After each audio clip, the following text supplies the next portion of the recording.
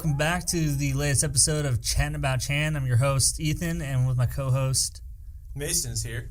Little delay on that. Today, if this is the first time you're tuning in, Chatting About Chan, this is the podcast where we are watching all of Jackie Chan's movies that he was featured in. We're giving a main credit. So we're just, why not? I haven't read online anyone who's watched all of Jackie Chan's movies, and Mason and I are both huge Jackie Chan heads, so we figured that we would, in honoring the man, that we'd watch all of his movies, and it's turned into a fascinating study and examination of the evolution of his career. I'm loving it more.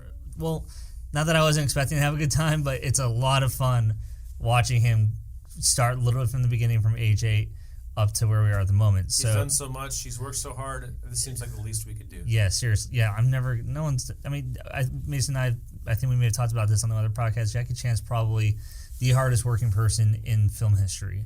Maybe director, actor, stuntman, writer. Rock star.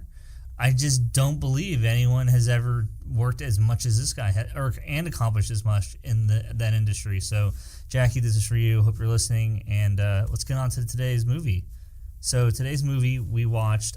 First of all, I just want to say how pleasantly surprised I was by this, because the movie we watched today was called The Hand of Death, or AKA Kung Fu Countdown, or AKA Countdown in Kung Fu. Sorry, Countdown in Kung Fu. But in Chinese, I want to start saying the Chinese names from now on, just in case Jackie's listening. This movie is called Shaolin Men. Oh. I just pronounced it. Okay, it's okay. I'm used to seeing the word Shaolin as one word. Here it's spelled SHAO space LIN, then men. I don't know what the Chinese name is, guys. I'm sorry. Anyways, the movie's called Hand of Death.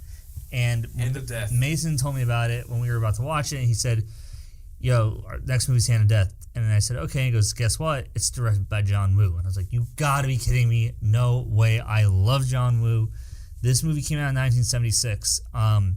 I know I sound naive saying this. I'm a huge John Woo fan. I just assumed that his career began with The Killer, which came out in 88, maybe 89.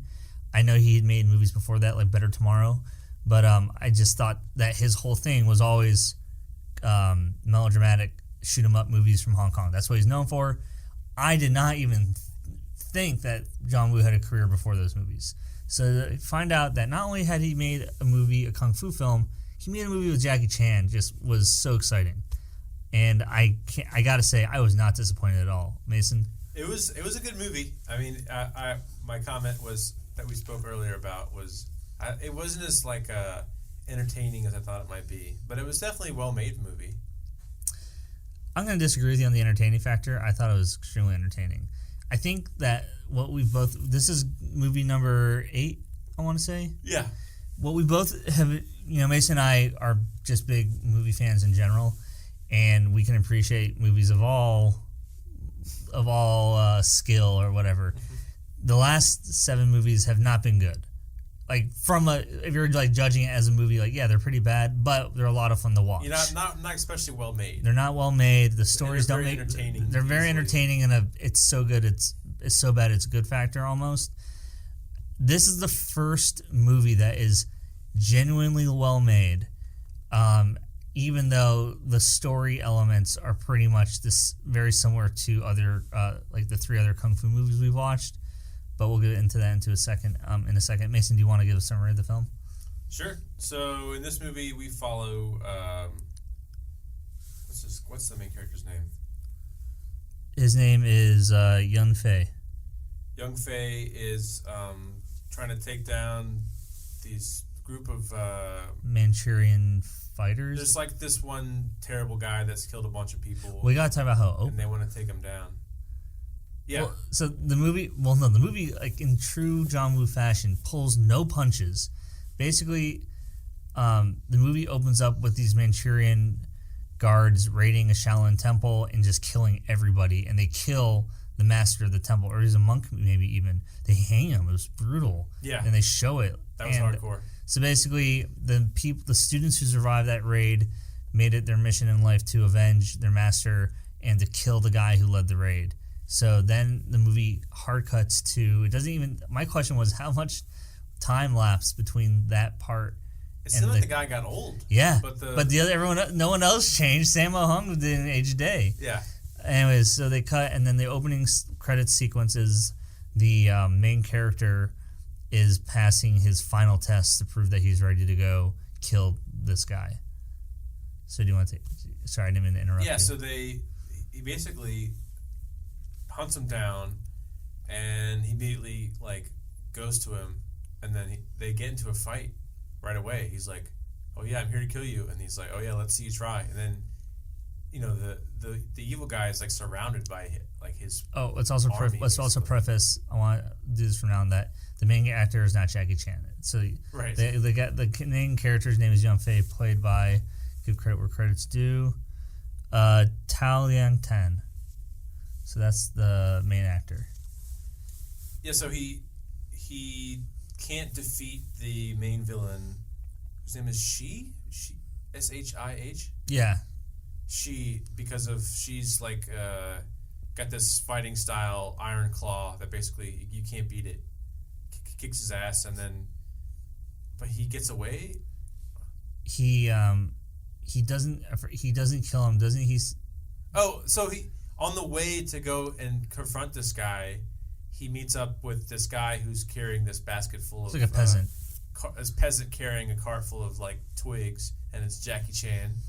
And Jackie helps him sneak into the fort, basically. Mm-hmm. And so, yeah, he confronts the guy in, like, a courtyard surrounded by all his goons, and they kick his ass. And then they throw him in, like, a cell, basically. Yeah. Were they torturing him? A little bit. Yeah. And then Jackie breaks him out. Yeah, Jackie breaks him out. And so he kind of does, like, a recon to try and figure out how to beat this guy. And that's when he kind of assembles this group of other fighters.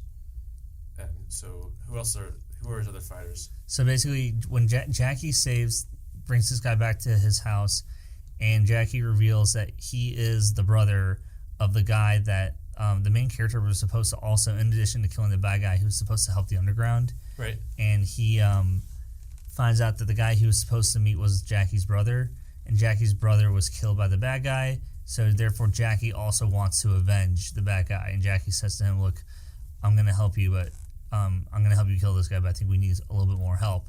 And then the main character goes, "Oh, I know exactly who," because before he met Jackie in the movie, the main character walked into a village, and in the village he went to a bar, and there was a character there drinking tea, playing the flute, and his name was Master Sword. That's all he goes by, is Master. And he goes, "Oh, he's got a pretty badass sword." And like, "Oh yeah, you know the story of that?"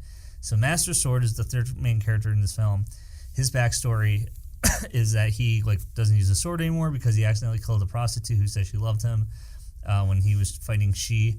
And so the main character, they go to Master Sword. I forget how they persuade him, but they do. Do you remember? Yeah, he's like, "Oh, we're going to go kill Shih." Is that all it was? Yeah, well, Master Sword's like, "Oh, maybe I should just turn you in and get, like, enough money for beer for, like, a year or whatever." And they're like, "Oh, you could do that, or you can come join us." So, yeah, he decides to join up instead. So he joins up, and they go back to Jackie's place, and then the last 30 minutes is just a big fight scene as these three guys, with some help from other Shaolin people. Well, there's a great scene where they're preparing for battle, and Jackie's a... Well, I wanna go through the plot, then we can go back, because I found that when you don't go through the plot first, it gets confusing. So then we'll jump back. Sure. Sound good? Yeah. Okay. So after the three assemble, with the help of some Shaolin men, they ascend the castle or the fort that she is in, and the last 30 minutes is just full-on fighting, and it's great. And Jackie dies, sadly, and Master Sword dies. They both die. They both die. Yeah, that's right, the last shot. So they both die, and the main character, pretty much all the bad guys die too, and then the main character kills Shih, and that's the end of the movie. And he's able to overcome the iron claw technique by breaking the guy's arms. Right, because he learned Master Sword taught him how to break his arm. He said his weakness is his arm, and it's easy to and like once you figure that out, like you can defeat him.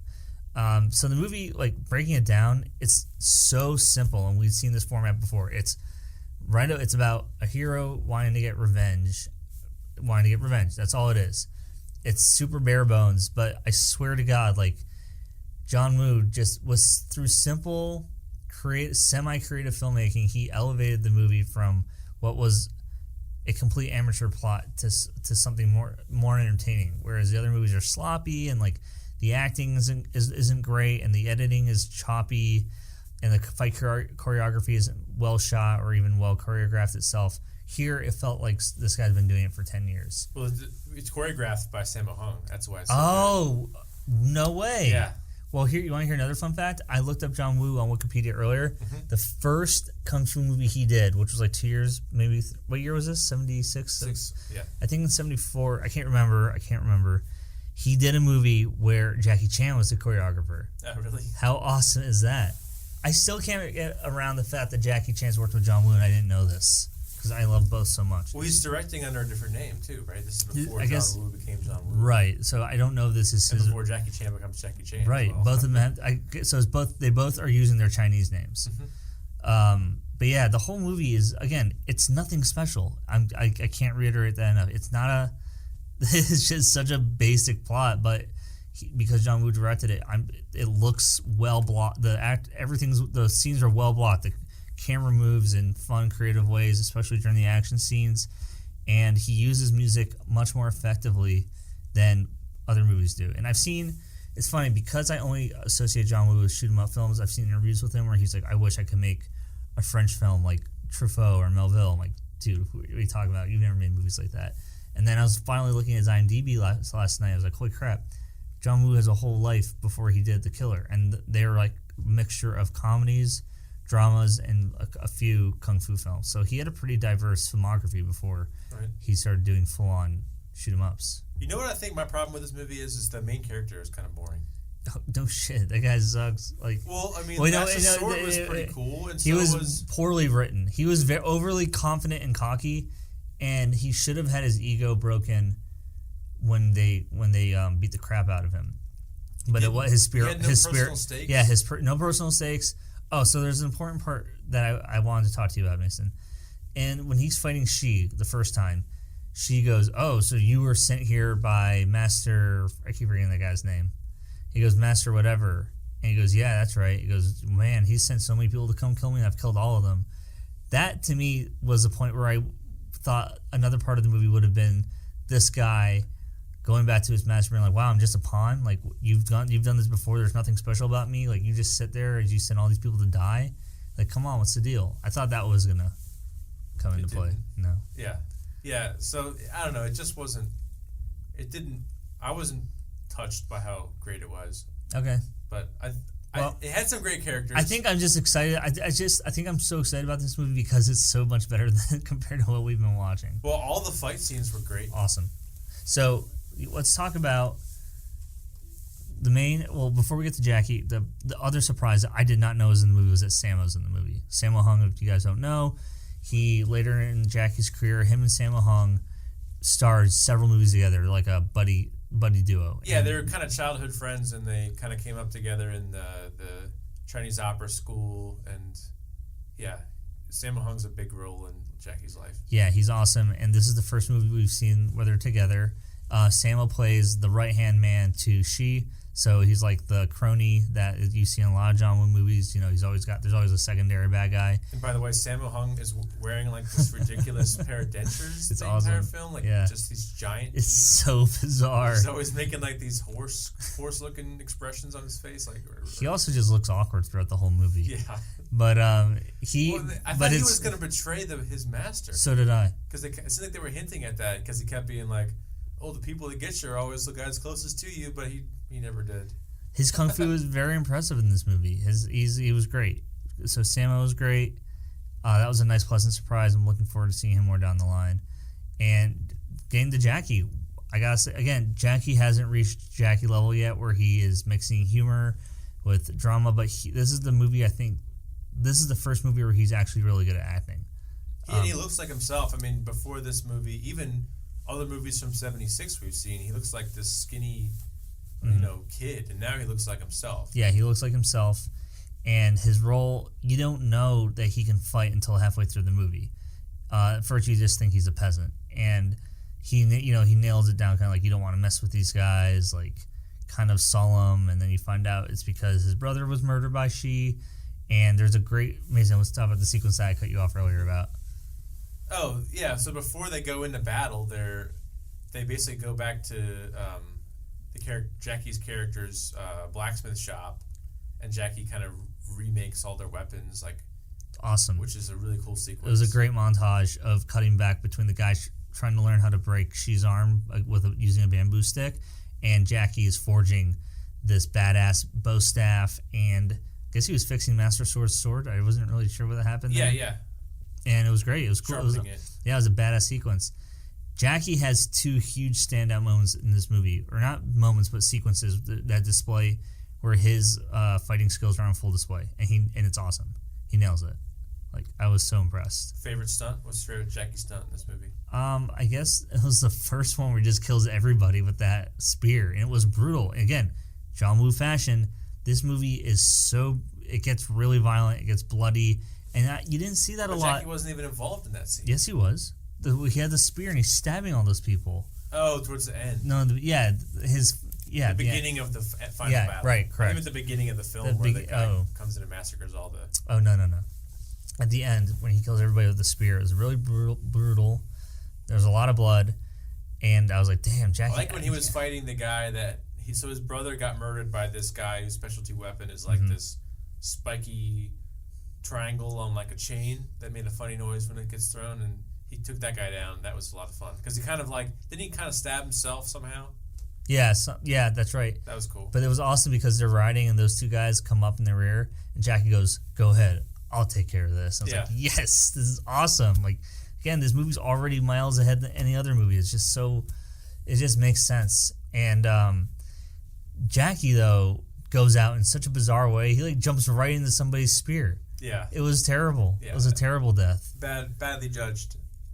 Yeah, he jumps into his spear, and then he goes, go on without me, and then he just falls over. Yeah. He's like, I'll be all right. Yeah, so the movie ends with the lead character kind of walking past the graves of his two friends. Well, yeah, he's riding off into the distance on a horse, and with their weapons. It's like Seven Samurai. Mm-hmm.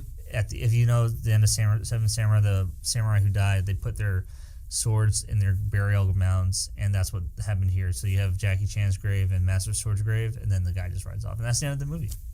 So I should mention at this point also that over the weekend, I realized that Jackie had written a book called I Am Jackie Chan. And so I mean, let's be honest, he probably didn't write it. He definitely wrote it. Dude, I'm listening. So I'm also listening to the book, and Jackie writes his book sometimes like a movie. It's just the way he describes some things are so ridiculous. It's like he's writing a movie script. Well, I think I really enjoyed it. So I finished the book. Ethan's still getting through it. So I'm about 75 minutes in. I have about 2.5 hours left. Hopefully we can bring in more like knowledge about Jackie's life, because we're kind of been speculating about, I wonder, what was going on in the early years of the Hong Kong film scene, or like what was Jackie's childhood actually like. So now we'll actually know. So it's been an interesting read. So Mason's already finished the book. I am right now in the middle of where Jackie is at the opera school in Hong Kong. His parents, his mom. So basically, his dad had a job. His mom and dad both had jobs at the French embassy in Hong Kong. So Jackie was raised until he was about 7.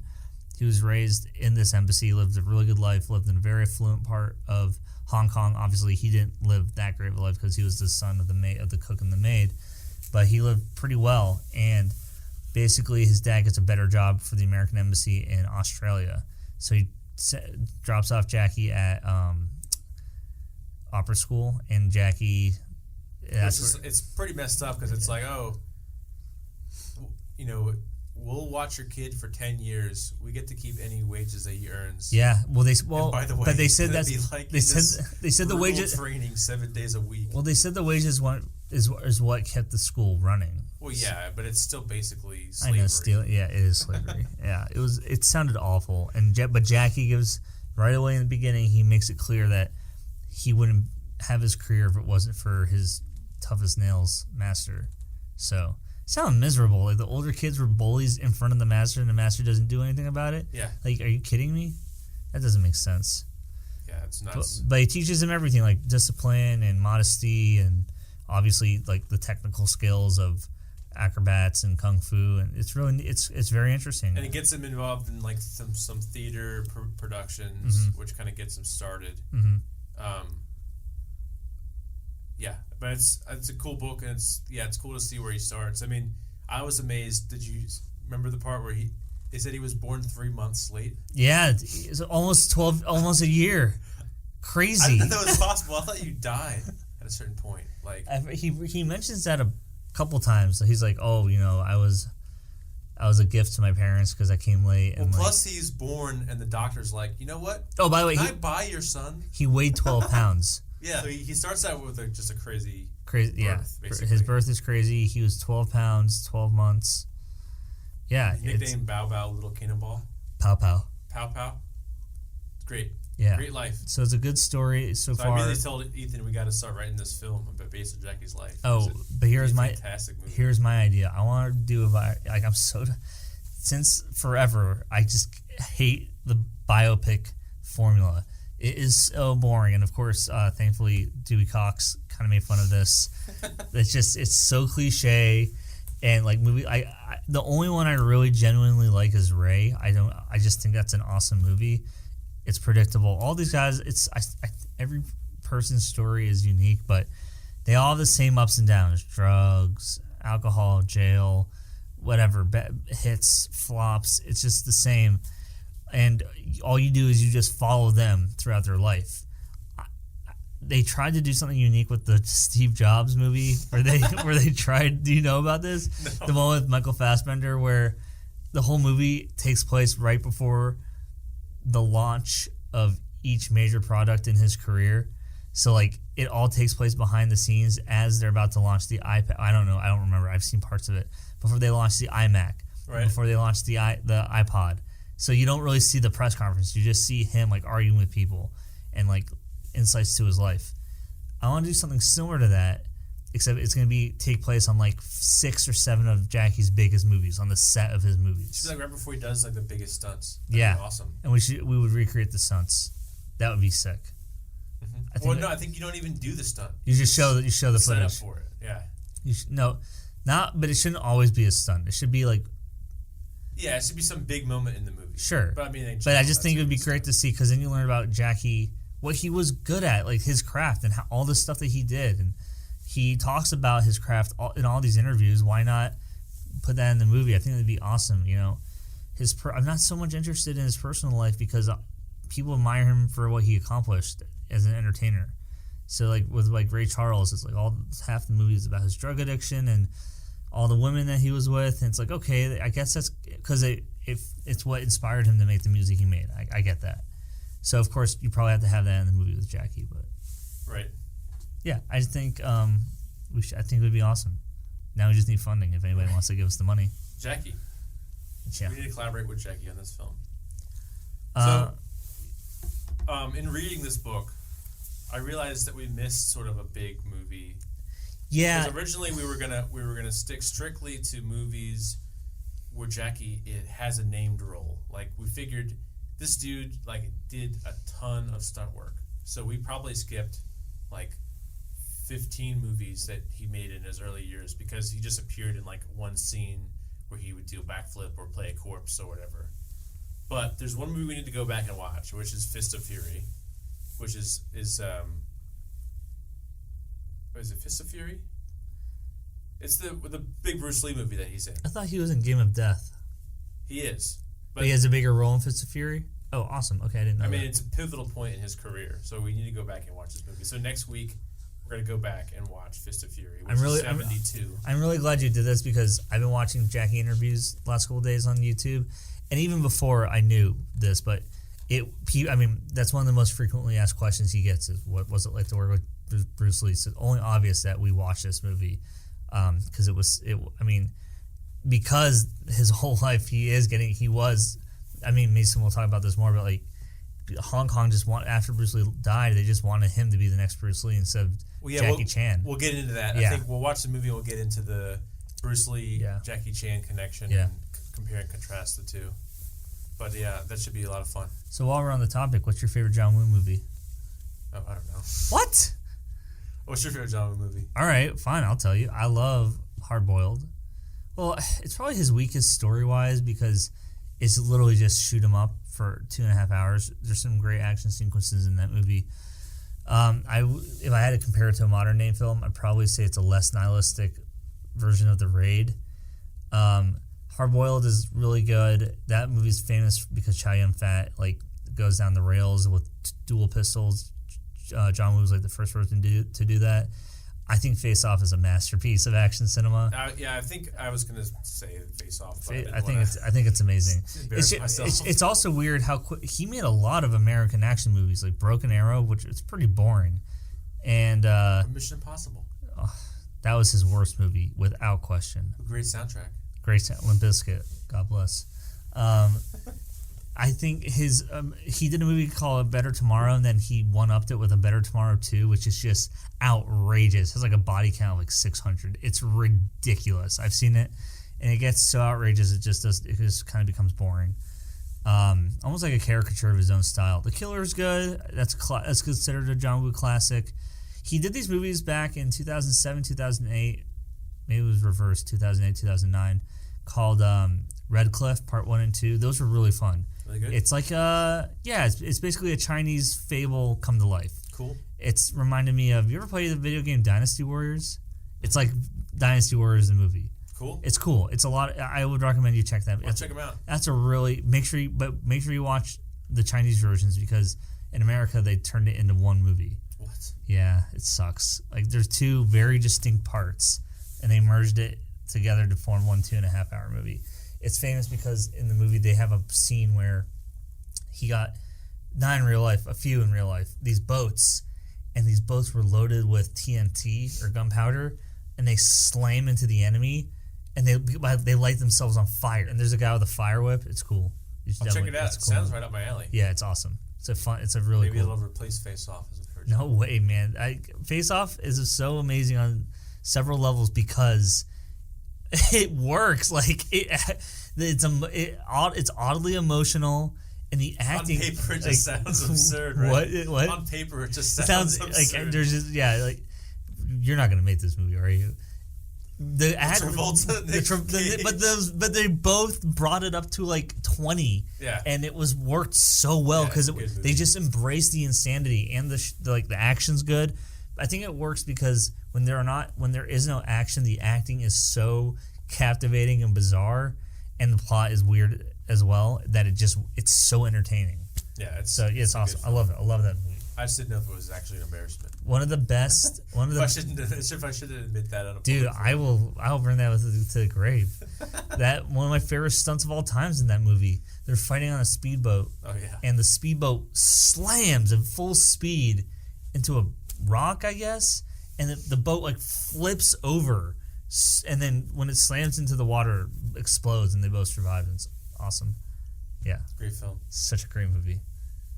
But yeah, I'd recommend if you haven't seen Hard Boiled, man, you should check it out. I have the DVD. I can let you borrow it. All right, yeah, that'd be great. Guess what? It's a Criterion DVD. Great. And you should definitely see The Killer, and you should definitely see Better Tomorrow 1 and 2. I mean, those are all awesome movies. Red Cliff. Red Cliff. Sure. Yeah, I have that on DVD too. But do you have VLC? Yes. All right, you gotta use VLC because it's a British DVD. Okay. But yeah, check those out. Like I said, really cool that I got to see another side of John Woo, early John Woo, working with Jackie Chan. I love it. That makes me so happy that those two actually know each other. Mm-hmm. So, yeah, overall, enjoyed this movie. Great to see Jackie. Jackie was in a more serious role. Great fighting skills on display. Not a hint of the Jackie we know. No comic timing, none of that stuff. No, amazing choreography. No stunts, just amazing choreography. By Sammo Hung is fantastic. Love that guy. Yeah, love him. We would if there was no Jackie Chan, we'd be doing a Sammo Hung. Oh, there's no question. Podcast right now. So Mason, what's our next movie? Fist of Anger. Oh, okay, sorry. Yeah, Fist of Anger. Awesome. 72. Bruce Sick. Lee and I'm excited. Jackie Chan. Do we know what it's about or who else is in it? No. Okay. I mean, Bruce Lee. All right, who Bruce else Lee. do you need to know? I have a confession to make. Uh-huh. I have seen Enter the Dragon, and I think that's it. I feel like that's all you need, though. Is it though? Because even that movie felt like a letdown. It's so hyped up in pop culture, and then when I saw it, I was like, damn. I guess I should go. Like I should go back, which is what we're doing, to watch his real movies. But I really am. I'm very unfamiliar with his work. I mean, I think he was kind of a rock star, but like in a different way than Jackie was, right? Yeah, because his personality, I guess he was obviously a very good fighter, but he had a larger than life personality, which I guess I don't know if Jackie has a larger than life personality. Jackie just he does, but it's just like the opposite. He incorporates so many elements that he's like a package of entertainment. Whereas Bruce Lee, if Jackie was just walking down the street, you wouldn't know. Like you would know, but what I mean is it's just Jackie Chan. Whereas Bruce Lee like has this swagger about him, this energy. Right. If that makes sense. Yeah, no, for sure. Did you ever see Game of Death? I've seen a few of his movies, but I just don't remember which ones. I've definitely seen Enter the Dragon. And they're fun, but they're just, they're not Jackie Chan. Right. Yeah. Well, did you ever see Ip Man? No. What? Wait, you must have seen Ip Man. Yes, so. Dude, are you kidding me? Those have been the biggest. Are you kidding me? I don't think IP so. Man with Donnie. Oh yeah. Yeah. Sorry. Well, he's the guy who trained him. Right. Yeah. Those are good movies. Those are great movies. The third one sucked. I saw it with. They're better than the real Bruce Lee movies. Well, you haven't seen them. You don't remember them. Can't compare that. I don't know. They had good story. The first movie had a really good story. The second Ip Man was pretty much like your standard sequel. Oh, it has Sammo in it. Ip Man. I was like, what? Ip Man. IP. I always called it IP Man. Or Ip Man. Ip Man. IP Man. The second one was just your standard blockbuster with like more action than story, and it has Sammo Hung in it, which was awesome. And then the third one had Mike Tyson. I actually fell asleep in that one. I don't even remember. So they're not all good. Yeah, but they're making another one, I think. They should stop. Yeah. Well, cool. Thanks, Mason. This was a great movie, and I'm excited to watch the next one. Got Bruce Lee. I'm really curious. Do you know how big of a role Jackie has? Very small. Very small. Stunt, but there's one big stunt in the movie that he is the guy that does the stunt. So why would a non-main character do a big stunt? Because it was so dangerous. He's the only person that volunteered to do it. Is he supposed to be Bruce Lee? Is he stepping in for Bruce Lee? No, he's getting kicked by Bruce Lee. We'll go over it. Okay. But just look for. I mean, you'll know it. You'll be like, "Oh, this stunt was insane." All right. Yeah. Awesome. Cool. All right. Thanks again for listening, guys. If you have any comments or thoughts on how the podcast is going, let us know. Is it too boring? You having a good time? Did we miss a major film? Did we go back and see? Let us know. Yeah, absolutely. Let us know. And we'll see you next week for Fist of Anger. Fist of Fury. Fist of Fury. You already watched Fist of Anger. Yeah. All right. Bye.